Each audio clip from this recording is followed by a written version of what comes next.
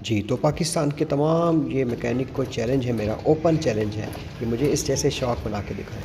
तो कंपनी ने तो अपनी तरफ से कोई कसर नहीं छोड़ी थी कमर तोड़ने में, लेकिन ये मैंने शॉक को मॉडिफ़ाई किया है। तो ये तमाम यूट्यूबर को मेरा चैलेंज है कि ये शॉक बना के दिखाएँ इस जैसे नरम, जो कि दावे करते हैं कि मक्खन की तरह नरम, मलाई की तरह नरम, पानी की तरह नरम।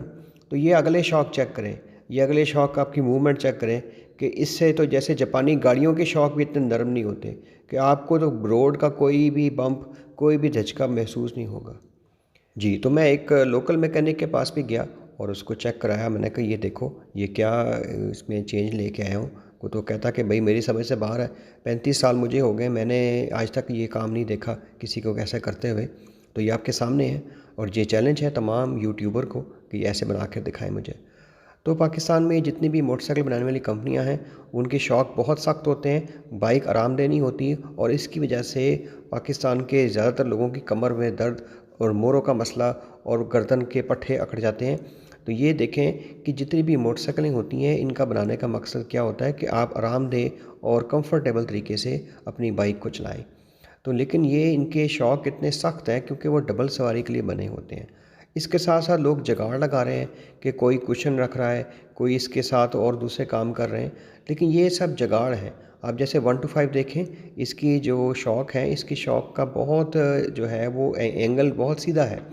इस तरह CD70 है, ये खिलौना बाइक है और इसका जो शॉक है ये भी बहुत हार्ड है। तो बाइक के कंफर्ट में सबसे पहली चीज़ इसका पिछले शॉक का एंगल होता है। जितना ये एंगल ज़्यादा होगा उतनी ही आपकी राइड कंफर्टेबल होगी। स्पेशली जो टूरिंग बाइक होती हैं उनके अंदर ये एंगल बहुत ज़्यादा दिया जाता है ताकि आप लंबा सफ़र कर सकें। तो पाकिस्तान में सिर्फ एक ही GS 150 है जो कि सबसे कामयाब टूरिंग बाइक है और इसका आप एंगल देख सकते हैं, अगले और पिछले टायर का जो एंगल है शॉक का वो बहुत ज़्यादा है। इसके साथ साथ यामाहा है पाकिस्तान में, ये भी अवेलेबल है और इसके भी जो है वो शॉक का एंगल काफ़ी ज़्यादा है।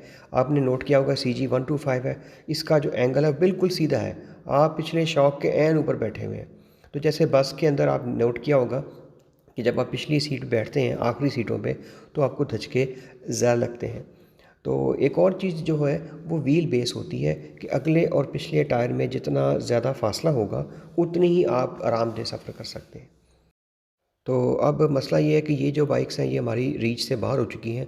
पौने 4 साढ़े 3 लाख के तकरीब इनकी प्राइस पहुंची हुई है। तो हमारी रेंज में तो सिर्फ CD70 और दूसरी चाइना की बाइक रह जाती हैं। तो सवाल ये पैदा होता है कि ये जो बाइक बनाने वाली कंपनियां हैं ये शौक को क्यों नहीं नरम बनाती। इसकी वजह ये है कि उनको पता है कि पाकिस्तानियों ने इसका जो है मिस यूज़ करना है।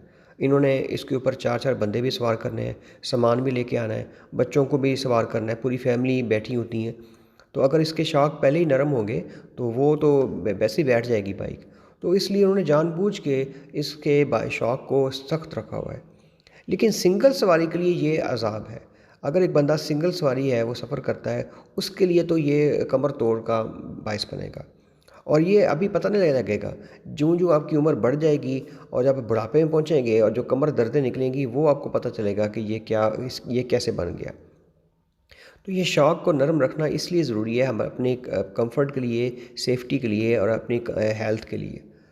देखिए बात ये है, मशीनरी तो आप नहीं बना सकते हैं, ये जो आपका जिस्म है इसके कोई भी मोड़ा हिल गया, कोई भी इसके अंदर ख़राबी आ गई, ये आपको नई नहीं मिलनी। तो जो चीज़ है उसी की आपने हिफाजत करनी है। तो ये अब वीडियो यहाँ मैं एंड कर रहा हूँ। ये इस वीडियो का मकसद सिर्फ एक आपको थोड़ा सा आइडिया देना है कि लंबे सफ़र के लिए और आम रूटीन के लिए हमें ऐसी बाइक चाहिए कि जो सिंगल सवारी के ऊपर हम उसके ऊपर आराम से सफ़र करें और डबल सवारी के ऊपर हम चाहें कि उसको हार्ड कर सकें। तो ये मैं अब आपके ऊपर छोड़ रहा हूँ, ये मैंने कैसे किया है ये आपके सामने है और मैं आपको अभी तरीका नहीं रिवील करूँगा और क्योंकि इससे वारंटी जो है वो वाइड हो सकती है आपकी। तो सी यू नेक्स्ट टाइम।